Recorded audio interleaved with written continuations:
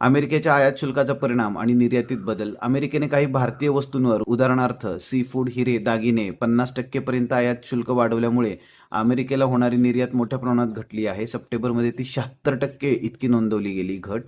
तरीही भारताची एकूण निर्यातीवर मात्र त्याचा फारसा परिणाम पडलेला नाही, कारण निर्यातदारांनी नवीन बाजारपेठा शोधलेल्या आहेत, ज्याला आपण ट्रेड डायव्हर्सिफिकेशन असं म्हणतो, है ना. व्यापाराचं बहुविधीकरण किंवा बाजारपेठांचं बहुविधीकरण असं म्हणूयात आपण त्याला. नवीन आंतरराष्ट्रीय बाजारपेठांमध्ये भारतीय उत्पादनांची वाढ. मध्ये जेम्स आणि ज्वेलरीची निर्यात 79% वाढलेली आहे. चीन, Japan, Germany, Thailand auto components आणि मरीन प्रोडक्ट्स, मासे इत्यादी या देशांमध्ये वळवण्यात आलेले आहेत. युरोपियन युनियन भारताच्या सी फूड, कोळंबी इत्यादी निर्यातीसाठी ईयूचे अनेक नवीन युनिट्स मंजुरी दिलेली आहे.